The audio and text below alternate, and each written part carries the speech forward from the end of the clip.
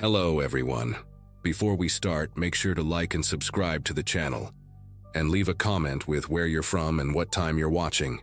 That way, YouTube will keep showing you stories just like this one.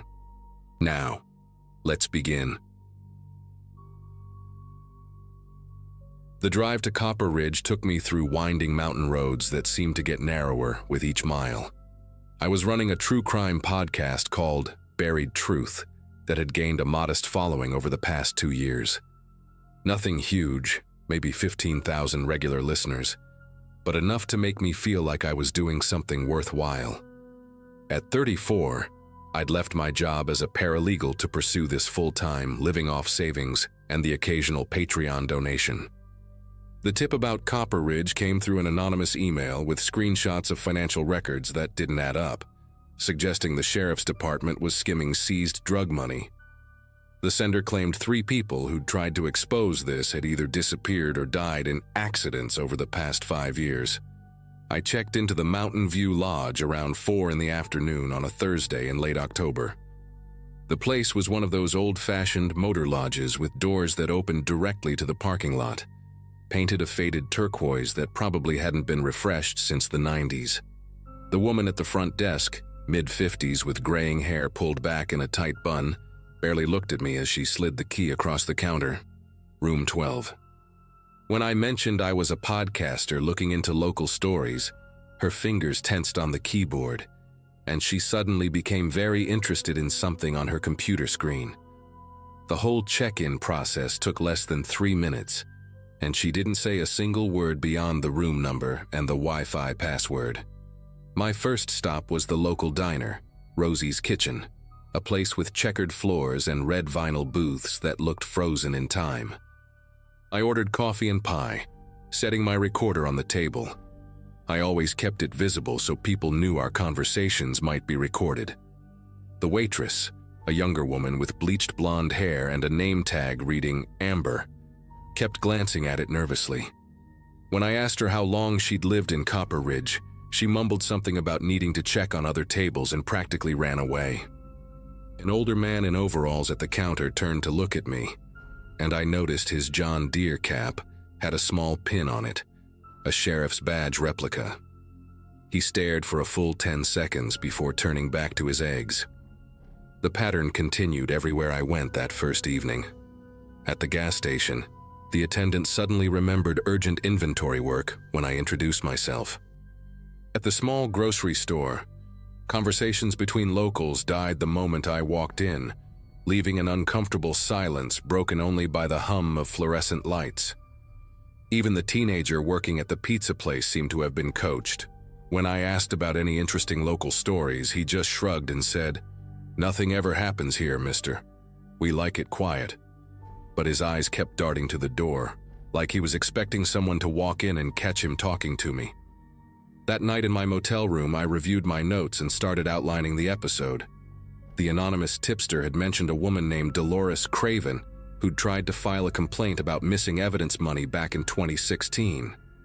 According to the email, she died in a house fire 2 weeks later. I found her obituary online, survived by a daughter, Hannah, who still lived in town. I made a note to try finding her the next day. As I worked, I became aware of footsteps outside my door, slow and deliberate. They'd pause right in front of room 12, stay there for maybe 30 seconds, then continue. This happened 3 times between 10 and midnight. Each time, I looked through the peephole but saw nobody. The parking lot lights cast strange shadows, and I could hear dogs barking somewhere in the distance. Around 2 in the morning, I woke to the sound of my doorknob rattling. Not like someone trying to get in with a key, but testing it, seeing if I'd forgotten to lock it. I lay there in the dark, perfectly still, watching the thin strip of light under the door. A shadow moved across it, back and forth, back and forth. Then I heard whispering, at least 2 voices, maybe 3, too muffled to make out words. My phone was on the nightstand, and I slowly reached for it, ready to call 911. But then I remembered. The police were exactly who I was investigating. The whispering stopped, the shadows disappeared, and I heard car doors slamming in the parking lot. An engine started, idled for a moment, then drove away slowly, gravel crunching under the tires. I didn't sleep after that. When the sun finally came up, I packed my recording equipment, a Zoom H6 recorder, 2 lavalier mics, and my laptop, into my camera bag and headed out for breakfast. The same woman from yesterday was at the front desk, and she watched me leave without acknowledging my nod. At Rosie's kitchen, I found Hannah Craven's name in the phone book they kept by the register. She worked at the town's only bank, so I figured I'd try to catch her during lunch break.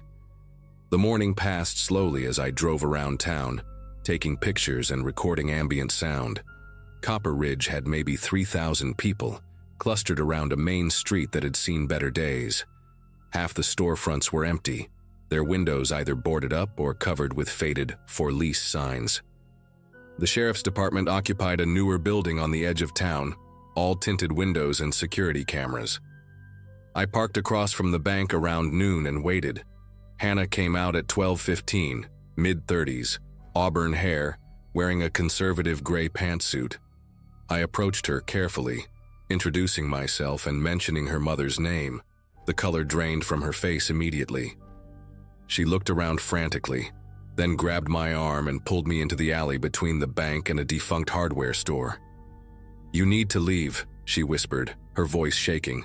"Today, right now. Don't go back to your room. Don't talk to anyone else. Just get in your car and drive."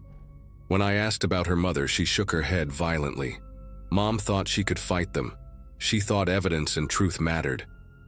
They burned her alive in her own home and made it look like she fell asleep with a cigarette. She didn't even smoke. Her eyes were wild with fear. "They know you're here. They know why. If you don't leave..." She didn't finish the sentence, just squeezed my arm hard enough to leave marks and hurried back to the bank. Her warning echoed in my head. But I needed my equipment. Everything for my podcast was in that motel room.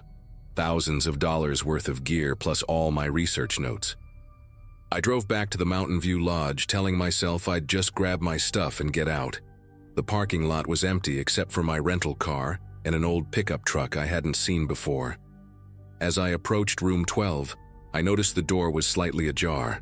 Not kicked in, but open just enough that I could see darkness inside. My key was still in my pocket. I pushed the door open with my foot and felt my chest tighten. The room had been torn apart. My laptop was smashed on the floor, keys ripped out and scattered like broken teeth. The Zoom recorder was in pieces, circuit boards exposed and memory cards missing. Even my clothes had been shredded and thrown around. But it was the wall above the bed that made me step back. In what looked like motor oil, someone had written, "Last warning." I heard footsteps on gravel behind me and spun around. 3 men stood there blocking my path to the car.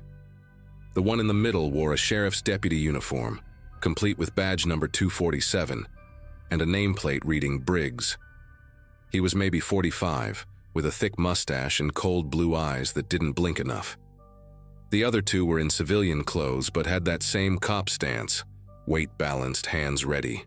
Deputy Briggs smiled, but it was all teeth, no warmth. "Looks like you've been vandalized, friend. Real shame.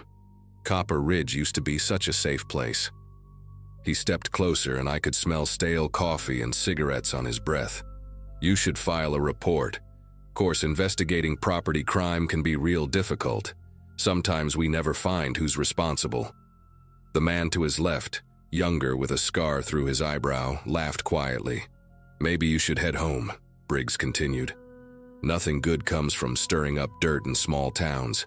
Sometimes dirt's better left buried. You understand what I'm saying?" I understood perfectly. My mouth was dry, but I managed to nod and say I'd be leaving immediately. Briggs patted my shoulder, his grip just a little too firm, fingers digging into the muscle. "Smart man. And hey, don't worry about the mess. Checkout isn't till 11 tomorrow, so take your time cleaning up." Another laugh from his buddies. They walked away slowly, taking their time, making sure I watched them leave. I grabbed what little I could salvage: my phone, car keys, wallet, and surprisingly, one memory card that had rolled under the dresser.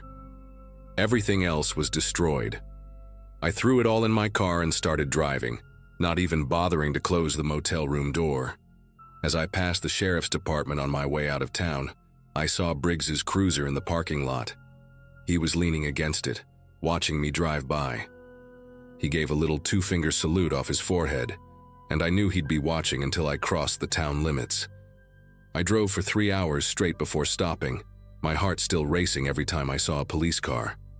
When I finally felt safe enough to pull over at a rest stop near Knoxville, I checked the memory card on my phone. It had about 20 minutes of ambient sound from the town, nothing useful. But then I remembered something Hannah had said about evidence and truth mattering. I'd been recording our conversation with my phone in my jacket pocket, a habit from years of journalism work. The audio was muffled but clear enough. I had her confession about her mother's murder, Deputy Briggs's threats, all of it. I uploaded everything to 3 different cloud services immediately. The episode I released 2 weeks later didn't name Copper Ridge specifically. My lawyer advised against it, but I told the story. About the town where nobody talks, where asking questions gets your room ransacked, where deputies make threats in broad daylight. The anonymous tipster never contacted me again, and I never went back. Sometimes I Google Copper Ridge, Tennessee corruption to see if anything's changed, but nothing ever comes up. Hannah Craven moved away 6 months after my visit, according to her Facebook. I hope she found somewhere safe. As for me, I stick to investigating cold cases now. Stories where all the dangerous people are already dead or in prison. Some dirt really is better left buried, at least while the ones who buried it are still carrying badges.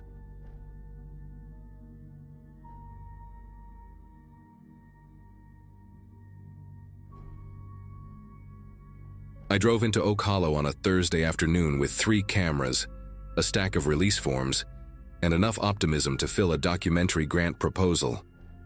At 32, I'd been chasing stories through forgotten corners of America for half a decade, scraping by on arts funding and the occasional streaming license. My beat-up Subaru carried everything I owned, including the recording equipment that had become my lifeline to making sense of the world. Small-town ghost stories were my specialty, the kind of local legends that got whispered about in diners and passed down through generations like heirlooms nobody really wanted but couldn't throw away. Oak Hollow sat 40 miles from the nearest interstate, population 847 according to the faded sign at the town limits. Main Street stretched for maybe 6 blocks, lined with buildings that hadn't seen fresh paint since the Clinton administration. I'd picked this place specifically because of an email from a librarian named Dorothy, who'd seen my last documentary online. She'd written about the town's collection of supernatural tales, particularly one about a hanging tree where Confederate deserters had met their end. The stories themselves weren't unique. Every southern town had its share of Civil War ghosts. But Dorothy mentioned something that caught my attention. She said the locals had footage, actual video recordings from the 1980s of unexplained phenomena. That kind of archival material could make or break a documentary. The library stood on the corner of Main and 2nd, a brick building with tall windows that caught the afternoon light. Dorothy turned out to be younger than her emails suggested, maybe mid-40s with prematurely gray hair pulled back in a tight bun. She greeted me at the door with an enthusiasm that seemed forced, her eyes darting to the street behind me before ushering me inside. The place smelled like old paper and lemon furniture polish, that particular scent that made every small-town library feel like a time capsule. She'd already pulled boxes of materials for me to review, newspaper clippings, photographs dating back to the 1920s, and 3 VHS tapes labeled simply "Evidence" in shaky handwriting. We spent that first afternoon in the library's basement, where she'd set up an old television and VCR for me to review the tapes. The first video showed grainy footage of the town square at night. The camera focused on a large oak tree near the courthouse. For 20 minutes, nothing happened except the occasional car passing by. Then, at the 21-minute mark, 3 distinct shapes appeared beneath the tree, translucent figures that seemed to sway in a non-existent breeze. The second tape contained interviews with townspeople from 1987, each describing encounters with what they called the hanged men. But it was the third tape that made me lean forward in my chair. This one showed a town meeting, maybe 30 people gathered in what appeared to be this very library. They weren't discussing ghosts. They were talking about protecting Oak Hollow from outside influences and maintaining the natural order. The meeting cut off abruptly when someone noticed the camera. Dorothy stood behind me during that third tape, her breathing shallow and quick. When I asked about the meeting, she mumbled something about community watch programs from the 80s and changed the subject. She gave me a list of locals who'd agreed to be interviewed, 5 names with addresses and phone numbers written in her neat script. Sherman Briggs owned the hardware store and had lived in Oak Hollow for 70 years. The Fitzgerald sisters ran the diner and supposedly had stories about their grandfather's encounters with the hanged men. Edgar Vance worked at the gas station and claimed to have photographed strange lights near the old tree.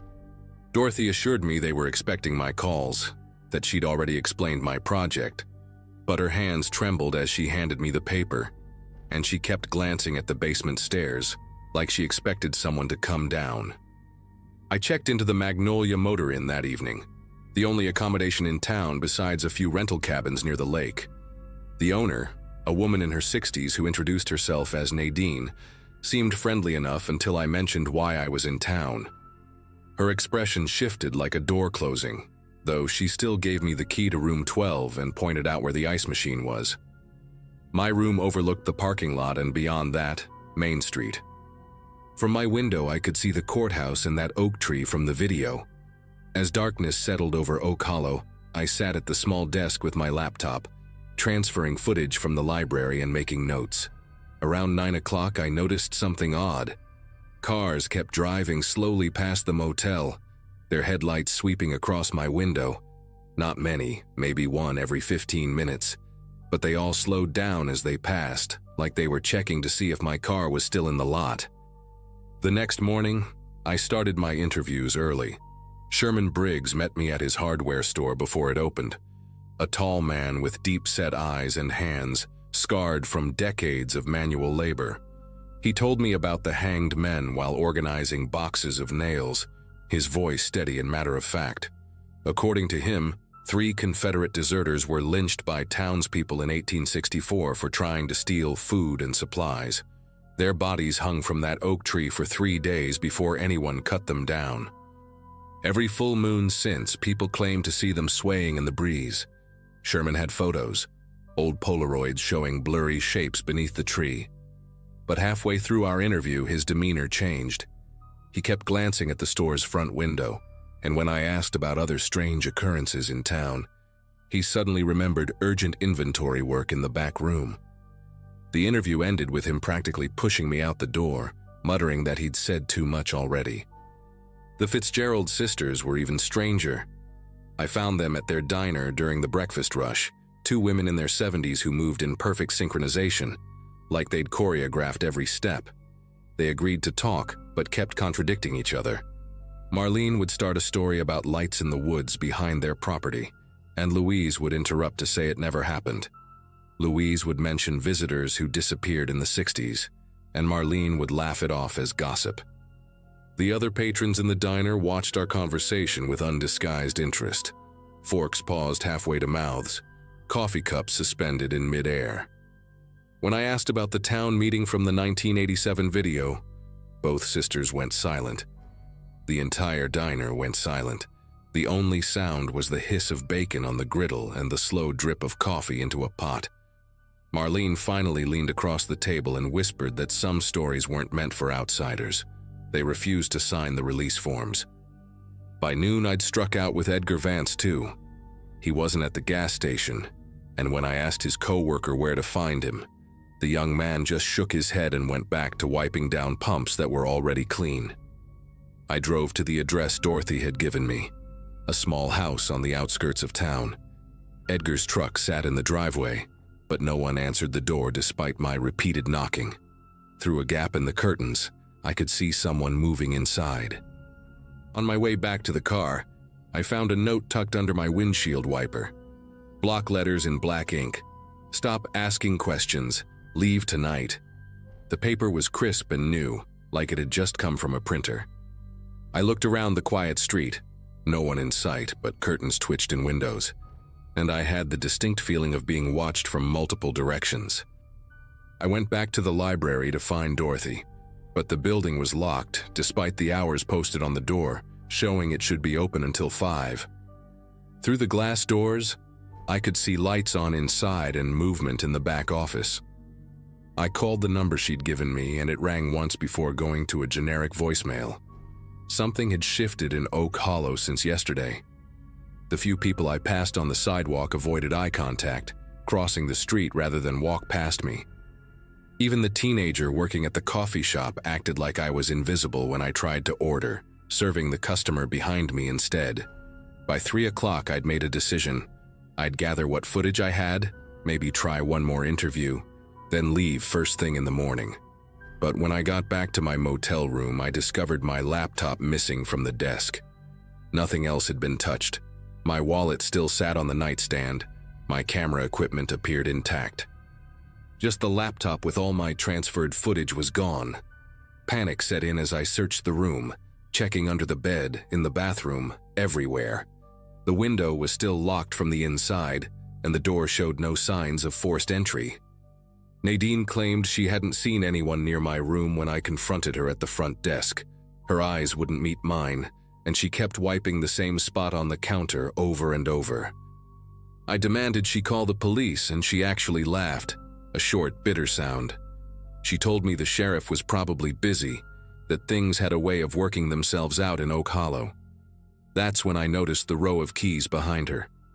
Room 12's spare hung on its hook, but the metal looked freshly cut with bright scratches around the teeth. Someone had made a copy recently. I grabbed my camera bag and headed for my car, decision made. I was leaving now, forget waiting until morning. But my Subaru wouldn't start. The engine turned over once, sputtered, then died. I popped the hood to find cables cut clean through, the ends still shiny where metal met metal.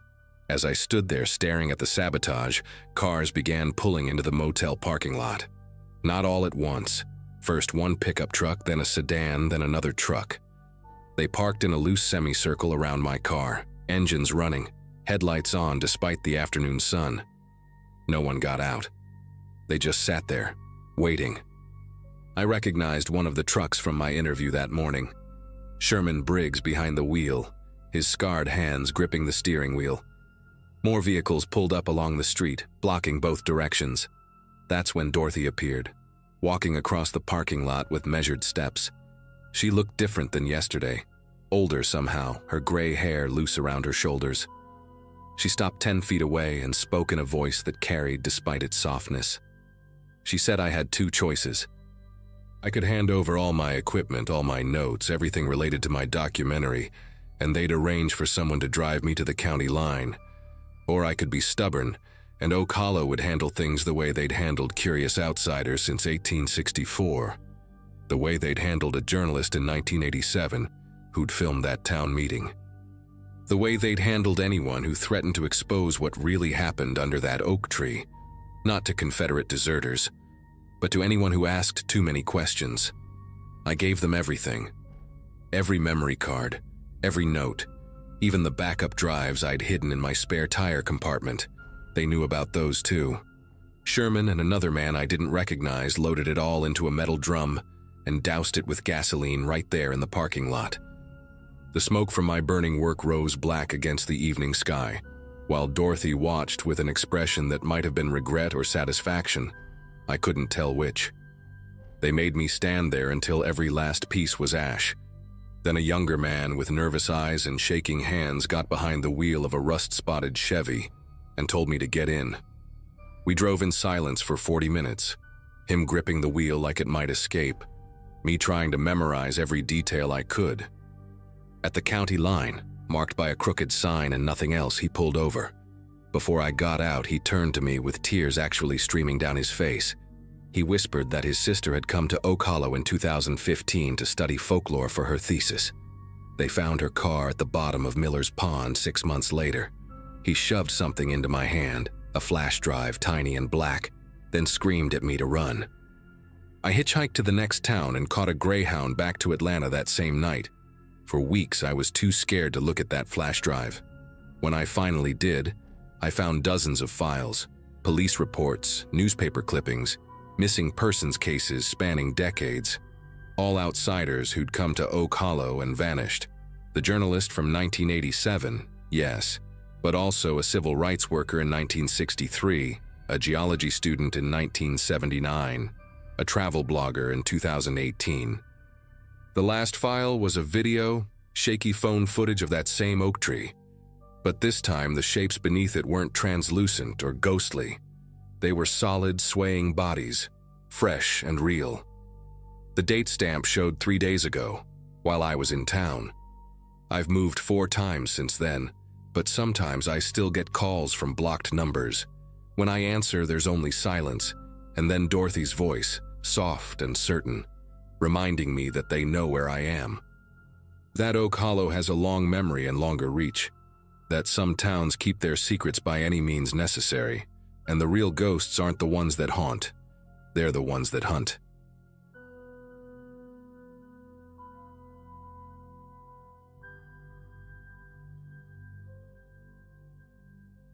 The thing about small towns is they usually feel safe, predictable even. That's what I thought when I pulled into Cedar Ridge on a Thursday evening in late September. I was driving from Boston to Pittsburgh for a job interview, and my GPS said this was the halfway point. Perfect place to rest for the night, I figured. The town looked postcard perfect as I drove down Main Street. Old brick buildings, American flags on every porch, kids riding bikes. I checked into the Riverside Inn around 7, and the woman at the desk, Mrs. Garrett, seemed friendly enough. She handed me the key to room 12, then paused, her fingers still gripping the keychain. "You planning on going out tonight?" she asked, and there was something in her voice that made me look up from signing the receipt. I told her I was thinking about grabbing dinner somewhere, maybe taking a walk to stretch my legs after the long drive. Mrs. Garrett's face changed then, not dramatically, but enough that I noticed. She leaned forward across the counter, lowering her voice even though we were the only ones in the lobby. "Listen, hun, I'd recommend you stay in after dark. Order room service if you're hungry. We've had some troubles lately, break-ins, couple of assaults. Police can't seem to catch whoever's doing it." She straightened up, smoothing down her cardigan like she was embarrassed by her own warning. "Just being neighborly," she added with a tight smile. I thanked her for the heads up, but didn't think much of it. Every town has its problems, right? Besides, I'd grown up in cities where you actually had to watch your back. How dangerous could a place like Cedar Ridge really be? After settling into my room, I decided to ignore Mrs. Garrett's warning. The sun was still up, casting long shadows across the street, and I was starving. The diner I'd spotted on my way in was only 3 blocks away. I grabbed my jacket and headed out, noticing how quiet the streets were for early evening. Usually, you'd see people walking dogs, watering lawns, normal suburban stuff. But the sidewalks were empty except for an older man sitting on his porch across the street. He watched me walk by, didn't return my wave, just stared with this intense focus that made me walk a little faster. The diner was nearly empty too. Just me, a trucker in the corner booth, and a waitress who kept glancing at the windows. I ordered a burger and tried to make small talk, but she barely said 2 words beyond taking my order. The whole atmosphere was weird, like everyone was waiting for something bad to happen. By the time I finished eating, darkness had settled over the town like a heavy blanket.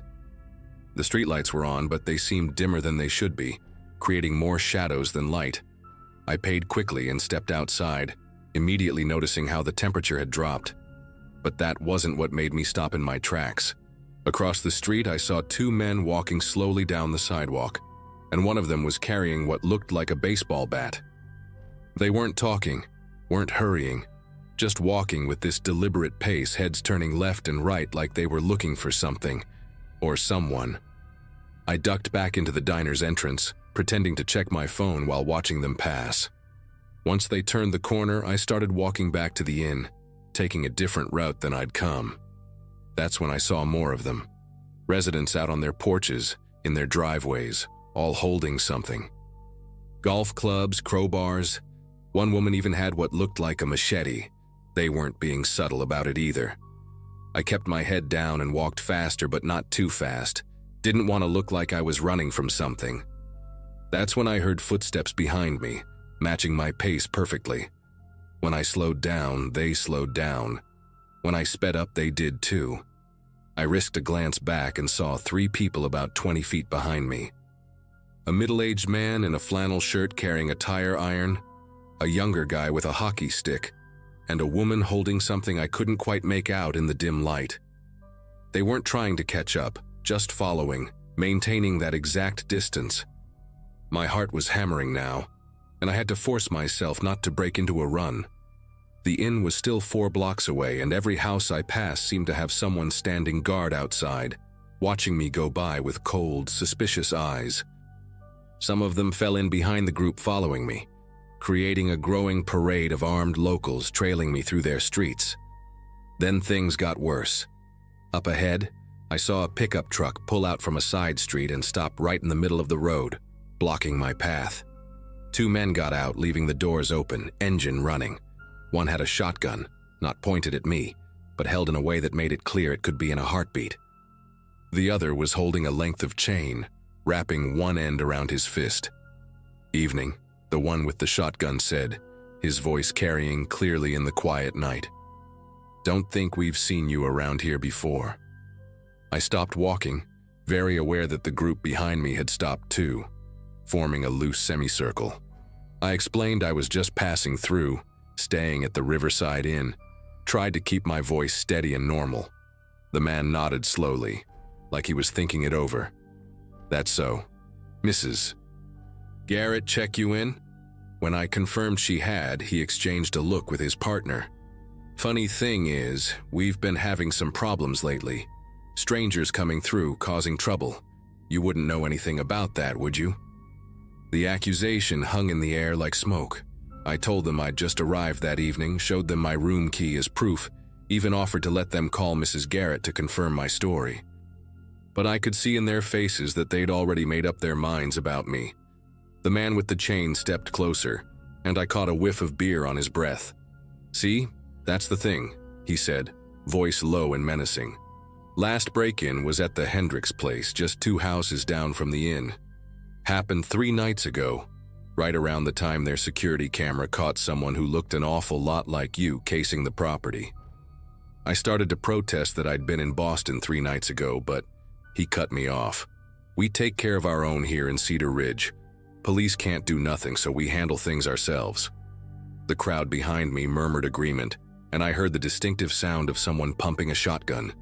My mouth went dry as I realized these people weren't interested in the truth. They needed someone to blame, and I was the unlucky outsider who'd wandered into their crosshairs. That's when I noticed something that made my situation even worse. Several of the people surrounding me had what looked like dried blood on their clothes. The woman with the machete had dark stains on her sleeves. The man with the tire iron had specks of something on his boots that looked suspiciously like blood spatter.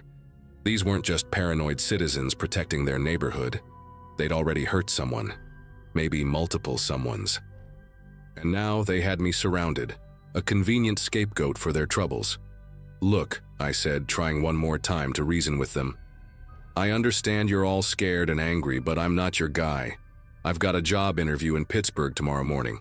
Check my car, check my phone, whatever you need to do, but please just let me go back to the inn." The man with the shotgun actually smiled at that, but it was the coldest smile I'd ever seen. "Oh, we'll check all right. Boys, why don't you help our friend here back to his car? We'll have ourselves a little look-see." The way he said it made it clear that getting to my car was going to be the least of my problems. They closed in around me, not touching, but making it clear I had no choice but to move where they wanted. We walked as a group back toward the inn, me in the center of their armed circle. Other residents came out of their houses to watch our procession, some joining the mob, others just staring from their porches with grim satisfaction. When we reached the inn's parking lot, I saw my car sitting alone under a flickering streetlight, looking impossibly far away even though it was only 50 feet. The man with the shotgun gestured with the barrel. "Keys." I handed them over with trembling fingers, and he tossed them to the guy with the chain. While they searched my car, throwing my belongings onto the asphalt, ripping apart my overnight bag, I noticed Mrs. Garrett watching from the inn's lobby window. Our eyes met for a second before she quickly drew the curtain shut. She'd known this would happen. That's why she'd warned me to stay inside, not because of some mysterious criminals, but because of what the town itself had become. Well, well, well, the man with the chain called out, holding up something from my car. It was just my tire iron from the emergency kit, but the way he displayed it to the crowd, you'd think he'd found a smoking gun. Look what our friend here was hiding. Bet this would make a real nice tool for breaking into houses, wouldn't it? The crowd muttered angrily, pressing closer. I tried to explain it came with the car, that everyone had one, but my words were drowned out by their accusations. Someone shoved me from behind, not hard, but enough to make me stumble. Then another push from the side. They were working themselves up, feeding off each other's anger and fear. The man with the shotgun raised his hand for quiet. "Here's what's going to happen," he announced. "You're going to get in that car and drive out of Cedar Ridge. Tonight, right now. And if we ever see you again, if you even think about coming back through here." He pumped the shotgun for emphasis. Well, let's just say we know how to deal with problems permanent-like. I should have been relieved they were letting me go, but something in his tone made me hesitate. The way the crowd was positioned, the eager looks on their faces, this felt like a setup. But what choice did I have? I walked to my car on unsteady legs, very aware of dozens of eyes tracking my every movement. My scattered belongings were still strewn across the parking lot, but I didn't dare stop to collect them. I just got in, started the engine, and put it in reverse. That's when I saw it in my rearview mirror. Several of the mob members were already heading for their vehicles. They were going to follow me, make sure I left town. Or maybe they had something else in mind for when I reached the town limits. Some lonely stretch of road where no one would hear or see what happened. I pulled out of the lot slowly, and sure enough, 3 sets of headlights fell in behind me. The main road out of town was a winding 2-lane highway through thick woods. No streetlights, no houses, just darkness and trees. Perfect place for an accident. My speedometer crept up as I tried to put distance between us, but they matched my speed, staying right on my tail. Then, just as we reached the town limits sign, they started flashing their high beams and honking their horns. In my mirror, I could see someone leaning out a window, waving that tire iron they'd taken from my car. I floored it then, pushing my old sedan as fast as it would go on those dark curves. But they kept pace, and I realized with growing horror that they knew these roads better than I did. They could predict every turn, every straightaway. Just when I thought I'd gained some distance, I came around a sharp bend and saw another pickup truck parked sideways across both lanes, completely blocking the road. I slammed on the brakes, tires screaming, and managed to stop just feet from the truck. In my mirrors, the vehicles behind me screeched to a halt, boxing me in. This was it, the real plan. They'd never intended to let me leave. I was trapped on a dark road with a mob that had already tasted blood, and nobody knew where I was. But then, something unexpected happened. A state police cruiser came around the bend from the opposite direction, lights flashing. The trooper had to stop because of the truck blocking the road, and suddenly his spotlight was illuminating the whole scene. Me boxed in by multiple vehicles, armed people getting out of their cars. The mob members hesitated, caught in the act. The trooper stepped out, hand on his weapon, and spoke into his radio. Within minutes, 2 more cruisers arrived. Turns out the state police had been getting reports about Cedar Ridge all week. Not about break-ins, but about the town's increasingly violent vigilante problem. They'd already arrested 6 people for assault and false imprisonment. The criminals the town was so afraid of? They didn't exist. It was just paranoia feeding on itself until anyone who wasn't local became a target. I gave my statement at the state police barracks and drove straight through to Pittsburgh, no stops. Got the job too, though I was a mess in the interview. Cedar Ridge made the news a few weeks later when the feds got involved. Turns out, I wasn't the first traveler they'd cornered, just the first lucky enough to escape.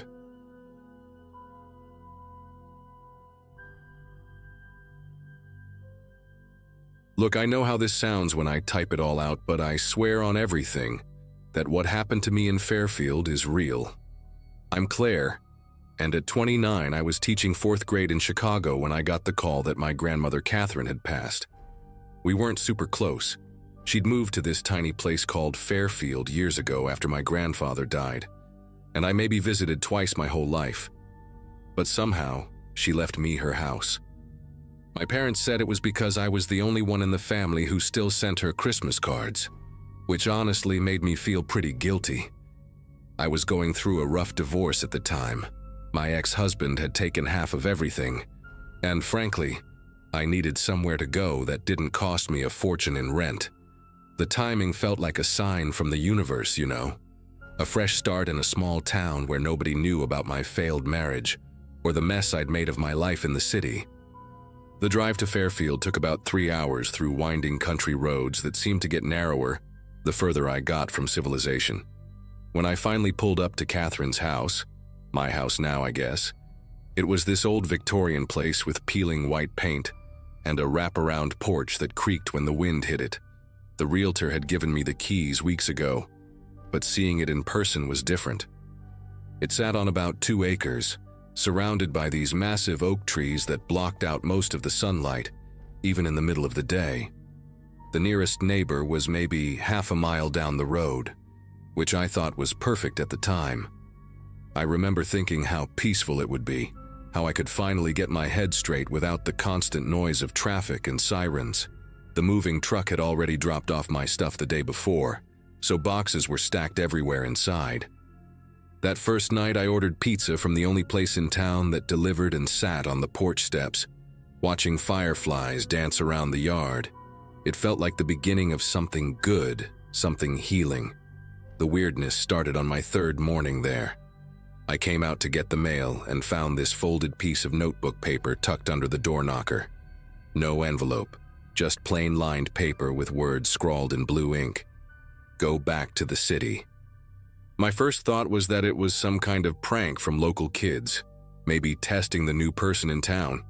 Small towns can be weird about outsiders, right? I crumpled it up and tossed it in the kitchen trash, figuring it was just someone being juvenile.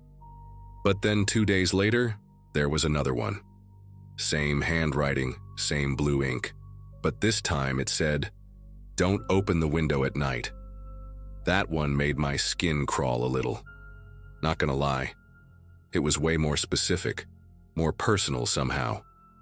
Like whoever wrote it knew something about my habits or was watching to see which windows I kept open. I started locking my doors at night after that, even though I'd never been the paranoid type before. The notes kept coming, maybe every few days, always appearing when I wasn't looking. "You don't belong here." She tried to warn them. The trees remember everything. Each one got stranger than the last, and the handwriting started looking more frantic, like whoever was writing them was getting agitated. I tried staying up late a couple times to catch whoever was leaving them, but I never saw anyone. The person was either really good at staying hidden or they knew my schedule better than I thought. What really bothered me was that last note. She tried to warn them. It had to be talking about Catherine, my grandmother. But warn them about what? I realized I didn't know much about her life in Fairfield, or why she'd moved to such an isolated place. My parents had always brushed off her stories as the ramblings of an old woman, but now I was starting to wonder if there was more to it. Something was definitely not right in this town, and I was beginning to think Catherine had figured that out too. So I did what any reasonable person would do. I went digging. The Fairfield Library was this tiny brick building downtown with maybe 3 computers, and a librarian named Dolly, who looked like she'd been there since the place opened.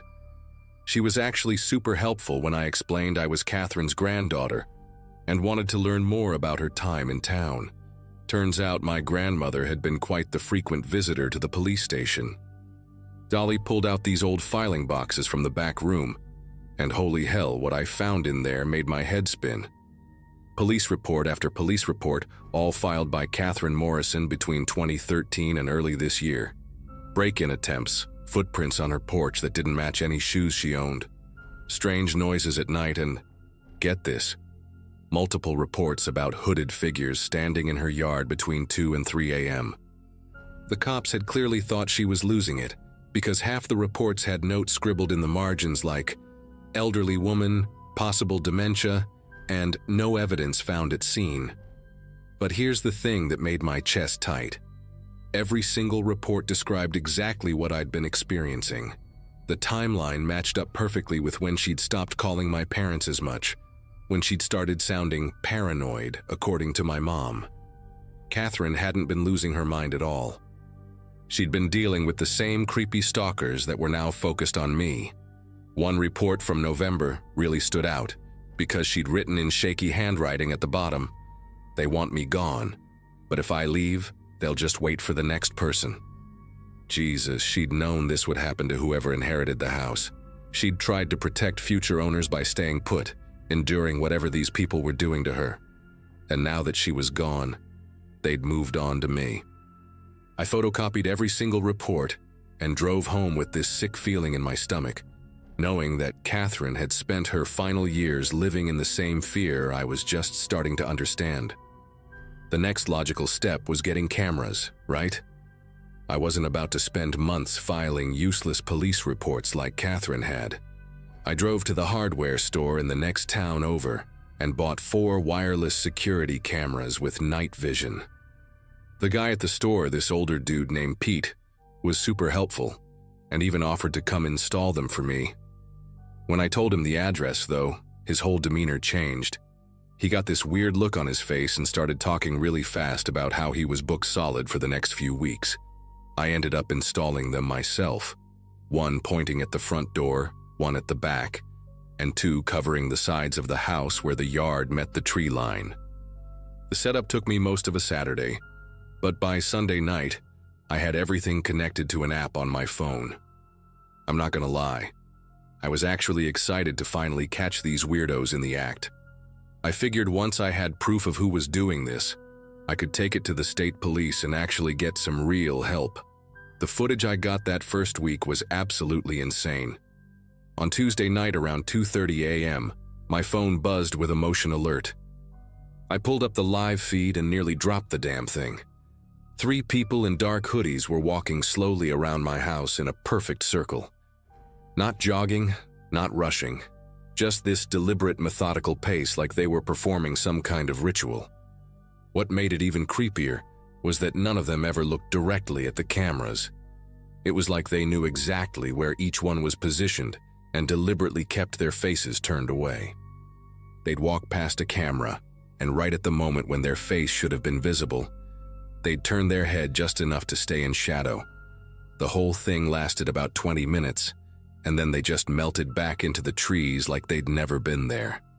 I watched that footage probably 50 times, trying to make out any identifying features, but it was useless.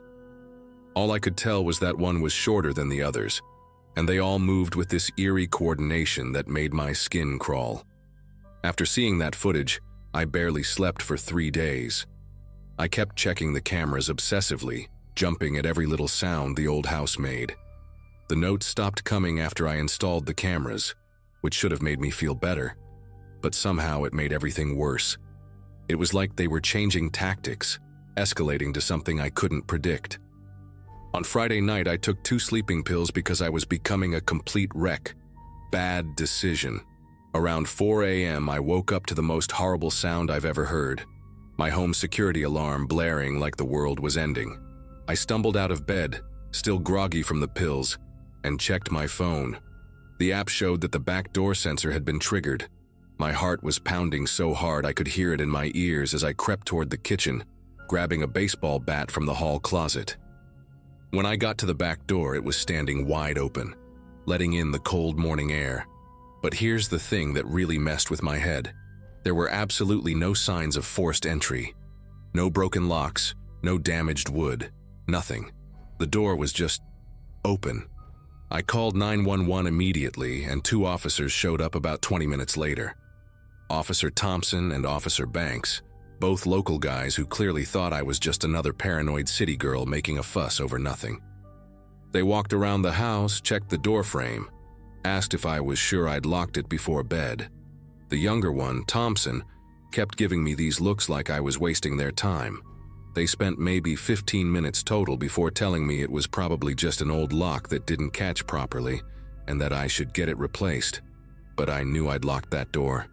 I'd been obsessive about it since the note started. As they were leaving, Banks mentioned that my grandmother used to call them about similar things all the time.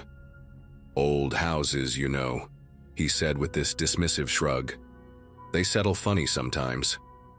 I wanted to show them the camera footage of the hooded figures, but something about their attitude made me keep my mouth shut. These guys had clearly written off Catherine as a crazy old woman, and they were doing the same thing to me. After the cops left, I was too wired to go back to sleep, so I made coffee and sat in the kitchen trying to make sense of what had happened. That's when I noticed the refrigerator door was slightly ajar. I walked over to close it, and that's when I saw something that made my entire world tilt sideways. There, sitting on the middle shelf between a carton of milk and some leftover Chinese takeout, was a single folded piece of paper. My hands were trembling as I pulled it out and opened it. It was a photocopy of an official death certificate, Catherine's death certificate. But the date had been whited out and changed to tomorrow's date in black ink. And underneath, in that same frantic blue handwriting from all the notes, someone had scribbled, "Yours will look the same." I literally had to grab the counter to keep from falling down. Someone had been inside my house, had access to official documents about my grandmother's death, and was essentially telling me I was going to die tomorrow. This wasn't just harassment anymore. This was a direct threat on my life. That moment was my breaking point. I wasn't going to end up like Catherine, slowly driven insane by these psychos until I died alone and scared. I grabbed my phone and called my brother James in Denver, told him everything that had been happening, and begged him to come help me. He's a private investigator, and while he thought I was being dramatic at first, when I texted him photos of the death certificate and some of the camera footage, his tone completely changed. "Pack a bag right now," he said. "Don't sleep there tonight. I'm driving out and I'll be there by morning."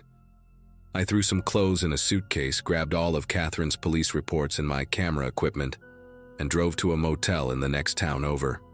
The whole way there, I kept checking my rearview mirror, convinced I was being followed. But you know what? For the first time in weeks, I slept through the night.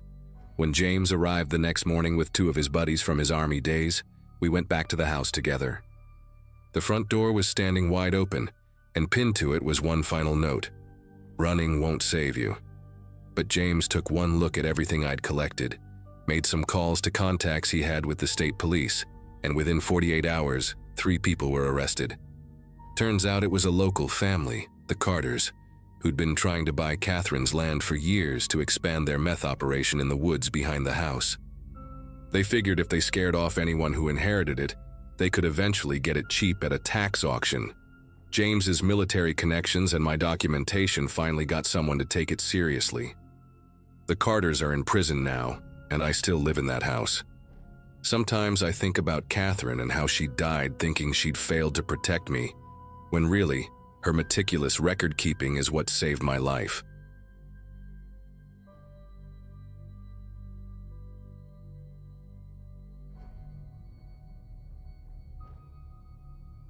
People always ask me why I chose to focus on abandoned places for my photography.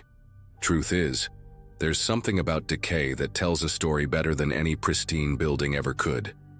The peeling paint, broken windows, and overgrown weeds, they all whisper secrets about the lives that once filled those spaces. In August 2018, I was working on a historical documentation project about forgotten institutions across New England. That's what brought me to Ashford, Vermont, a tiny village tucked away in the mountains where most GPS systems lose signal about 3 miles before you actually arrive. I'd heard whispers about an old asylum there, the Hillcrest State Hospital, which had been shuttered since the late 1980s. At 32, I'd photographed dozens of similar places, but something about this one felt different even before I set foot in town. Maybe it was the way people's voices would drop to a whisper whenever they mentioned Ashford, or how online forums about abandoned places had surprisingly little information about Hillcrest despite its size and history. The drive into Ashford felt like stepping back in time. The main road was barely wide enough for 2 cars, flanked by towering pine trees that blocked out most of the afternoon sun. When I finally reached what passed for the town center, I counted maybe 15 buildings total. A gas station that looked like it hadn't been updated since the 1970s, a small grocery store with faded Coca-Cola signs, and a diner called Murphy's that had seen better decades. The people I encountered were polite enough, but there was something guarded about their interactions. When I mentioned I was a photographer interested in local history, their smiles would become forced, and conversations would quickly turn to the weather, or how I should probably head back to the main highway before dark. The clerk at the gas station, a weathered man named Frank with calloused hands and suspicious eyes, told me flat out that there wasn't much to photograph around here. But when I casually brought up Hillcrest, his entire demeanor changed. He suddenly became very interested in organizing the cigarette display behind the counter, mumbling something about how that old place had been torn down years ago.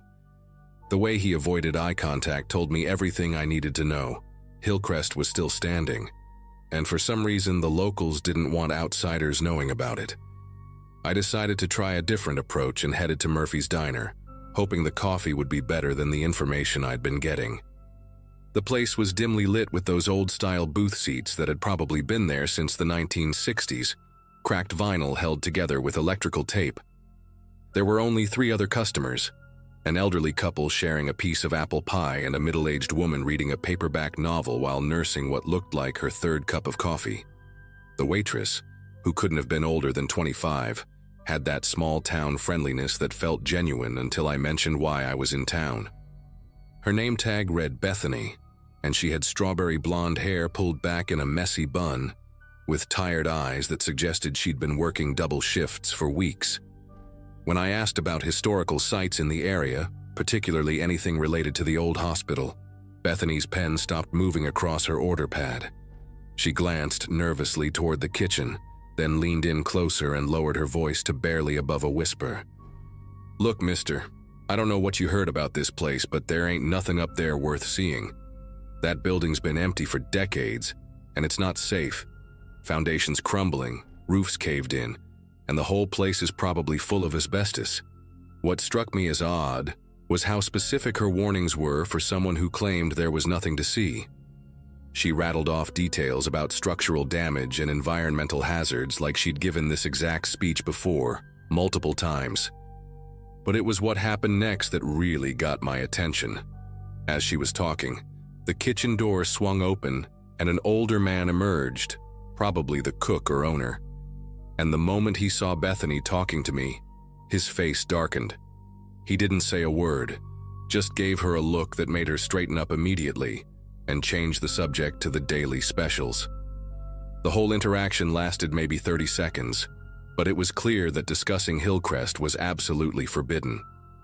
After that, Bethany became almost robotic in her service, refilling my coffee without making eye contact and practically throwing the check on my table. As I left, I noticed the older man watching me through the window, his arms crossed and his expression grim. I had the distinct feeling that word about the nosy photographer was already spreading through town, and that made me more determined than ever to find out what they were all so desperate to hide. I spent the rest of the afternoon driving around the outskirts of town, looking for any road that might lead to the old hospital. Most of the side roads were unmarked dirt paths that disappeared into thick forest, and my sedan wasn't exactly built for off-road exploration. Finally, about 4 miles north of town, I found what looked like an old service road partially hidden behind a rusted metal gate that had been left slightly ajar. The chain that should have secured it was hanging loose, as if someone had recently cut through it and tried to make it look intact from a distance. Weeds had grown up through cracks in the asphalt, and tire tracks in the mud suggested this route was still occasionally used despite its abandoned appearance. The road wound uphill through dense pine forest for about 2 miles before opening into a clearing, where I got my first glimpse of Hillcrest State Hospital. The building was massive, easily 4 stories tall with 2 long wings extending from a central structure. Even from a distance, I could see that most of the windows on the upper floors were boarded up, while others gaped like empty eye sockets. The red brick facade was stained with decades of weather, and ivy had claimed large sections of the exterior walls. As I approached the main building, my excitement was tinged with unease. The front entrance was secured with heavy chains and a sign warning about trespassing, but like the gate below, someone had clearly been here recently. Fresh cigarette butts were scattered near the steps, and I could see footprints in the mud leading around to the side of the building. The structure itself was in better condition than Bethany had claimed. Sure, there was obvious decay and damage, but it was far from the crumbling ruin she'd described. Most telling were the windows on the ground floor, which had been boarded up from the inside rather than the outside, suggesting someone was actively trying to keep people from seeing in, rather than simply securing an abandoned property. I walked the perimeter of the building, documenting everything with my camera, when I noticed something that made my pulse quicken. In what appeared to be the administrative wing, one of the boards covering a first-floor window had come loose, leaving a gap just wide enough to peer through. What I saw inside made me realize that this place wasn't as abandoned as everyone wanted me to believe. The hallway was dusty but not decrepit, and more importantly, there were fresh tire tracks in the grime on the floor, as if someone had been wheeling equipment or furniture through recently. I managed to find a side entrance where the lock had been broken, probably by previous urban explorers or vandals.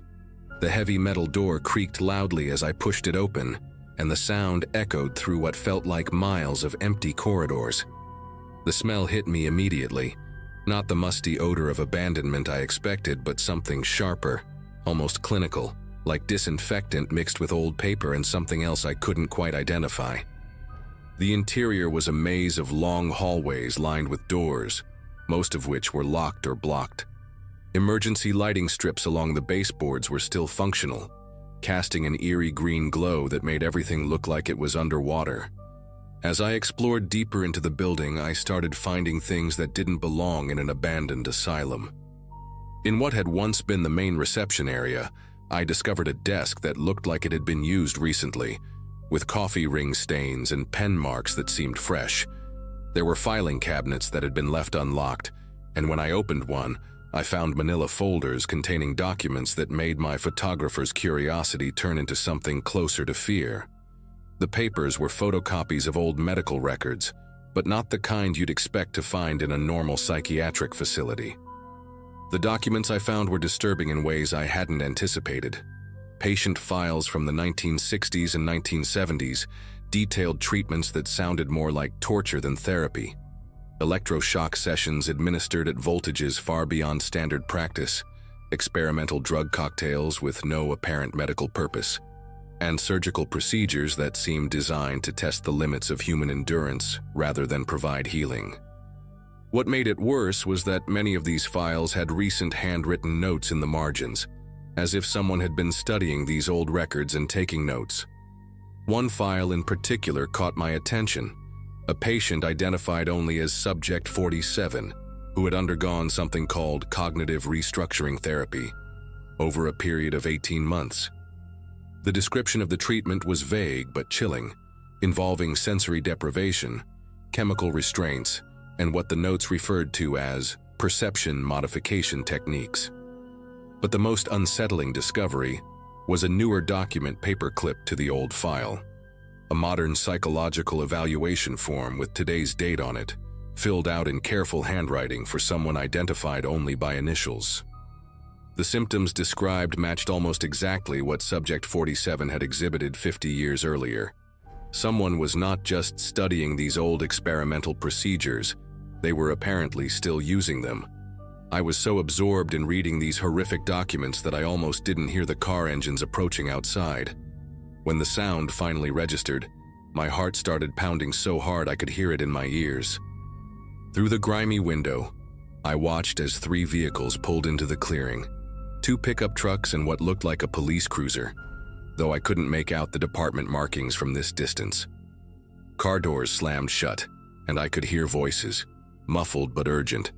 Panic set in as I realized I was trapped inside a building with only one unlocked entrance, and that entrance was exactly where these people were heading. I quickly stuffed several of the most damaging documents into my camera bag and tried to find another way out. The building was a labyrinth of locked doors and dead ends, but I finally found a rear exit that led to what had once been a loading dock. The door was rusted shut, but adrenaline gave me the strength to force it open just enough to squeeze through. As I slipped outside, I could hear heavy footsteps echoing through the hallways I'd just been exploring, along with voices calling out instructions to check every room and find anything that doesn't belong here. I managed to circle around through the woods to where I'd parked my car, staying low and moving as quietly as possible through the underbrush. My hands were trembling as I fumbled with my keys, and I kept expecting to hear shouts or see flashlight beams cutting through the trees around me. The drive back down the mountain was the longest 20 minutes of my life. I kept checking my rearview mirror, convinced I would see headlights following me, but the road remained empty. When I finally reached the main highway, I didn't stop driving until I was 3 towns away, where I pulled into a 24-hour truck stop and sat in my car trying to process what had just happened. The documents I'd taken were spread across my passenger seat like evidence of some unthinkable crime, and I realized that my simple photography project had stumbled into something far more sinister than I could have imagined. The people of Ashford weren't just protecting the memory of an old asylum. They were protecting an ongoing operation that had apparently been running in secret for decades. And now they knew that someone had discovered their secret. Over the next 3 days, I became convinced that I was being watched. It started with little things. The same blue sedan appearing in my rearview mirror on 2 different routes home from work. A man in a baseball cap who seemed to be reading the same newspaper at 3 different coffee shops I visited. Phone calls where no one spoke when I answered. I tried to tell myself it was paranoia, but the feeling was too persistent to ignore. On Wednesday evening, I came home to find my apartment door slightly ajar, even though I was certain I'd locked it. Nothing appeared to be missing, but everything felt wrong. Drawers that were opened slightly differently than I'd left them. Books on my shelf arranged in a subtly different order. My computer still warm, even though I hadn't used it all day. The documents I'd hidden in a safety deposit box were still secure, but clearly someone had been looking for them. That night I barely slept, jumping at every creak of the building and every car that passed on the street below. I knew I had to make a decision. Either go to the authorities with what I'd found or try to disappear and hope they'd eventually lose interest in me. The decision was made for me Friday morning when I found a note slipped under my door. Written in block letters on plain white paper, it simply read, "Return what you took, forget what you saw. This is your only warning." That afternoon, I drove to the state police headquarters and handed over copies of all the documents to a detective named Captain Jennifer Walsh. She listened to my story with the kind of professional skepticism you'd expect, but when she saw the files, her expression changed completely. Within hours, I was being interviewed by federal agents, and by Monday morning, the news was reporting that a major investigation had been launched into alleged illegal medical experimentation in rural Vermont. 3 months later, 18 people were arrested, including the sheriff of Ashford, 2 doctors who'd been running what they called private research, and several townspeople who'd been paid to keep outsiders away. The asylum was finally shut down for real this time, and I testified in court about what I'd discovered. I never did finish that photography project. Some stories are too important to be art. But every time I drive through small towns now, I can't help but wonder what other secrets might be hiding behind boarded-up windows and friendly warnings to stay away.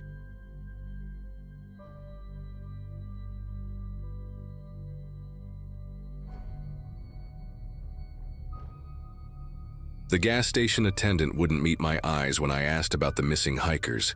That should have been my first warning sign. I'd driven into Blackwater on a Thursday afternoon in September 2014, following a trail of disappearances that stretched across 3 counties. As a freelance journalist, I'd covered everything from corporate fraud to small-town corruption, but this story had a different weight to it.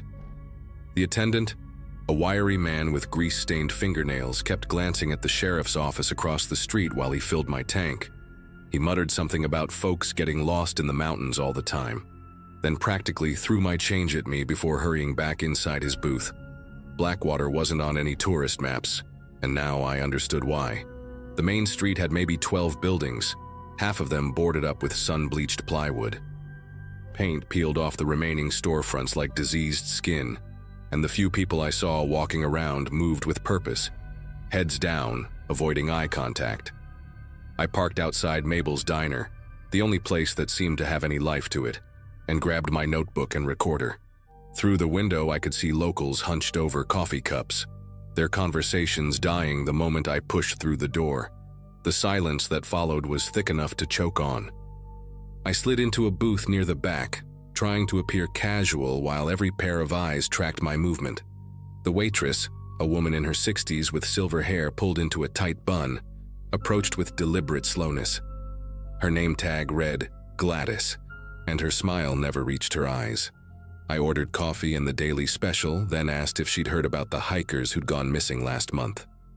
Her hand trembled slightly as she poured my coffee, and a few drops splattered on the checkered tablecloth. "We don't talk about that," she said, her voice barely above a whisper. "Best if you don't either." Before I could ask what she meant, she'd already retreated to the kitchen, leaving me with more questions than answers. The sheriff walked in 20 minutes later, and I knew it was him before seeing the badge. He had that unmistakable swagger of small-town authority, shoulders squared like he owned every inch of the place. Sheriff Clayton, according to the brass nameplate on his uniform, was built like a former high school quarterback gone to seed, broad chest, thick neck, and hands that looked like they could crush walnuts. He made a beeline for my booth, sliding in across from me without invitation. "Heard we got ourselves a reporter asking questions," he said, his pale blue eyes studying me like I was something scraped off his boot. "Gladys called you?" I asked, and he just smiled, revealing tobacco-stained teeth. "Everyone calls me when strangers come sniffing around. That's how we keep things peaceful in Blackwater." "Just doing my job, Sheriff. 3 hikers have vanished in this area over the past 2 months. Their families deserve answers." I kept my voice steady, professional, but my pulse quickened when his jaw tightened. He leaned forward close enough that I could smell the coffee and cigarettes on his breath. "Those folks got themselves lost in the mountains. Happens every year when city people think they know better than locals about these trails. Nothing sinister about it."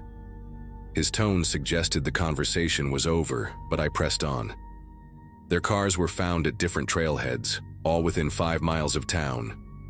Seems odd they'd all get lost so close to civilization." Clayton's smile vanished entirely, replaced by something cold and dangerous. "You'd be surprised how fast these mountains can swallow someone up. Weather changes, trails disappear, and suddenly you're turned around with no way out. Best advice I can give you, finish your meal and head back where you came from. Tonight." I spent the rest of the afternoon driving around, taking photos of the abandoned buildings and the 3 trailheads where the hikers' vehicles had been discovered. Each location had the same characteristics: isolated parking areas surrounded by dense forest, no cell phone service, and trails that seemed well maintained for about 100 yards before becoming overgrown and barely visible. At the second trailhead, I found something the initial reports hadn't mentioned: fresh tire tracks leading off the main path into the woods, too wide to be from a regular car. When I followed them on foot, they ended abruptly at a cleared area where the ground had been recently disturbed. The earth was darker there, turned over like someone had been digging. I took photos from every angle, my unease growing with each click of the camera. By 5 o'clock, the sun was already dipping behind the mountains, casting long shadows across the forest floor. I decided to check into the town's only motel, a rundown place called Pine Rest Inn that looked like it hadn't been renovated since the 70s. The desk clerk, a nervous young man with acne scars and darting eyes, handed me a key to room 12 after I paid cash up front. "You planning to stay long?" he asked, fidgeting with a pen. When I said maybe a few days, he shook his head quickly.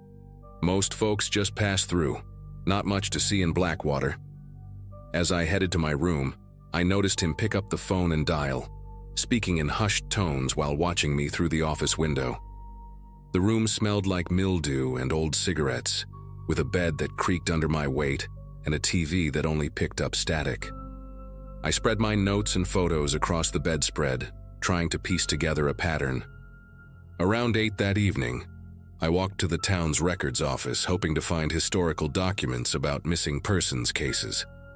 The building was supposedly open until 9, according to the faded hours painted on the door, but it was dark inside. I peered through the window and could make out filing cabinets and boxes of documents in the moonlight. That's when I noticed movement in the reflection. Someone standing about 30 feet behind me. I turned around to see a man in dirty overalls watching from across the street. When our eyes met, he didn't look away or pretend to be doing something else. He just stood there, hands in his pockets, waiting. I walked back toward the motel and he followed at the same distance, never getting closer but never falling behind. 2 more people joined him along the way, emerging from the shadows between buildings like they'd been waiting. By the time I reached the Pine Rest, there were 5 of them, all maintaining that same eerie distance, all watching. I locked my door and pushed the dresser in front of it, then called my editor, Carla, back in Philadelphia. The connection was terrible, crackling with static, but I managed to tell her about the sheriff's threats and the disturbed ground I'd found. "Get out of there," she said immediately. "This isn't worth it. We'll send someone else with backup." But even as she spoke, the line went dead. I tried calling back. Nothing. My cell showed no signal, though I'd had 2 bars just hours earlier. Through a gap in the curtains, I could see them still standing in the parking lot, now joined by 3 more figures. They weren't talking or moving, just standing in a loose semicircle facing my room. Around midnight, I heard the doorknob rattle. Slowly at first, like someone testing if it was locked. Then more insistent, the metal grinding as someone tried to force it. The dresser held, but I could hear breathing on the other side, heavy and deliberate. A different voice, gravelly and low, spoke through the door. "We know you found the digging site. Should have listened to Clayton. Now you're part of the problem that needs solving." The rattling stopped, but I didn't sleep. I sat on the floor in the bathroom with the door locked, my laptop open, uploading every photo and note to my cloud storage while I still had battery power. Around 3 in the morning, I heard engines starting outside, multiple vehicles, their headlights sweeping across my window. Through a tiny bathroom window, I watched a convoy of pickup trucks heading toward the forest, the same direction as those tire tracks I'd found. That's when everything clicked. The missing hikers hadn't gotten lost. They'd stumbled onto something they weren't supposed to see, and now I had too. I waited until dawn, then made my move. The parking lot was empty except for my car, which now had 2 flat tires. The sidewalls had been slashed cleanly, deliberately, but I'd come prepared for emergencies and had a can of Fix-A-Flat in my trunk. I worked fast, knowing they were probably watching from somewhere, spraying the foam into both tires just enough to get me moving. The main road out of town was blocked.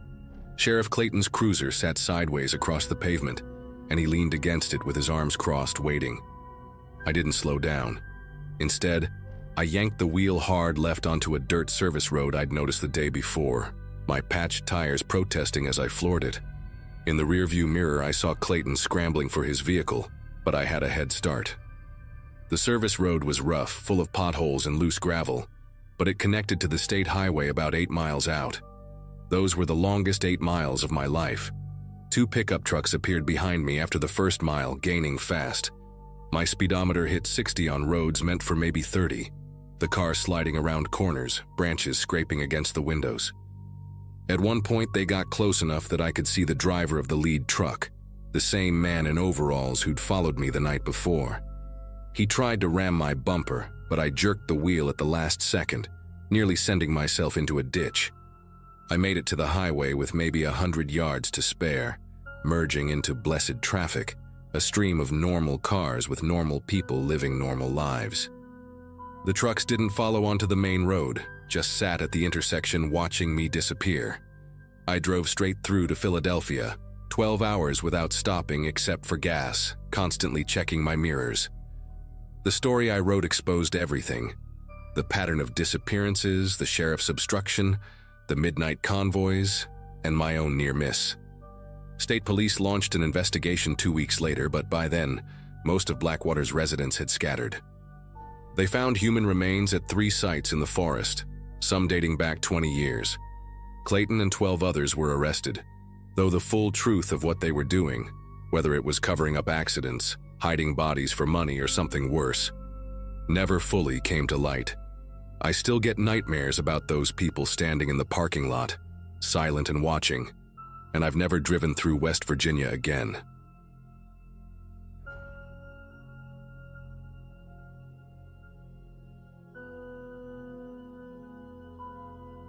The last stretch of road before Hollow Creek looked like something peeled from the pages of a forgotten American ghost story. Flat, endless farmland blurred beneath a sky that couldn't decide between dusk and storm. I was driving cross-country for work, cutting through Nebraska to shave off time, when my truck started sputtering just past mile marker 72. The nearest town on the map was Hollow Creek, and I figured I'd find a mechanic there, maybe grab some food, sleep a night, and be out by morning. I wasn't planning to stay longer than that. Places like Hollow Creek have a way of looking empty without actually being quiet, like the air itself is holding something back. The town had this kind of permanent vacancy vibe.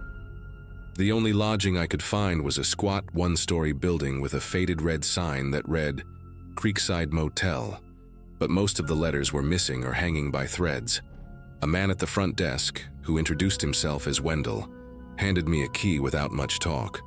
The room was what you'd expect from a place that rents by the hour more than the night. Dusty carpet, wood paneling that smelled like old cigarettes, and a TV bolted into the wall like someone might try to steal it. But I was too tired to care.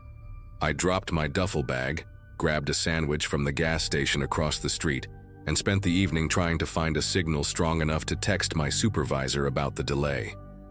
The next morning, something small bugged me. My phone charger, which I always plug in on the left side of the bed, was on the right. I figured I'd just been more exhausted than I thought and let it go. But when I came back from seeing the mechanic, who told me they'd need to order a part that wouldn't arrive until the next day, I noticed my toothbrush was facing a different direction in the cup by the sink. Little things, too small to call out, but too specific to be random. I even wondered if Wendell was just nosy and had let himself in for housekeeping, though the place didn't look like it knew what that word meant. That night, I didn't sleep much. I kept thinking I heard the doorknob shift or soft clicks from the vent. I chalked it up to nerves. Maybe I'd had too much caffeine. Maybe I was just anxious being stuck in a nowhere town. Still, I slid a chair under the doorknob just in case. It was something I hadn't done since college, but there was this itch in the back of my head I couldn't shake. I left the lamp on and dozed off facing the door, half daring something to prove me right. By the next morning, I knew I hadn't imagined it. My duffel bag was unzipped, just slightly, and I never leave it like that. Worse, my car keys had been moved from the table near the lamp to the bathroom counter. I stared at them for a long time, trying to make sense of it. No forced entry, no signs of a break-in, nothing missing. But there was something so calculated about how it had been done, like someone wanted me to notice just enough, not to steal, not to scare, to test boundaries. I went to the front desk and asked Wendell if housekeeping had been through, and he just blinked at me like I'd asked him for a steak dinner. Back in the room, I started inspecting the place more carefully. Behind the curtain rod, there was a tiny black dot in the corner of the wall. It looked like an old screw, except it had a faint red glimmer, like an LED trying not to be seen. I climbed on the chair to check and realized it was a pinhole camera wired into the wall. I stood there for a few seconds trying to convince myself it was left over from some forgotten security system, but the wire was fresh. No dust, no corrosion, and it was angled directly at the bed. I felt like I was being watched right then, not through the camera, but through some other set of eyes I couldn't see. I unplugged the lamp, unscrewed the light bulb, flipped the mattress, every surface I could reach. I ended up finding 2 more, one tucked behind the smoke detector and another hidden in a hole drilled under the desk. None of this made sense. I wasn't anyone important. I worked freelance electrical jobs. I didn't owe anyone money. No criminal record, no enemies I knew of. And Hollow Creek wasn't the kind of place where things like this happened by chance. I started feeling like I wasn't just unlucky. I was being selected, targeted even. What got me wasn't just the cameras. It was the fact that someone had installed them recently, and done it with precision. That meant they either knew I was coming, or someone here was choosing guests on the fly.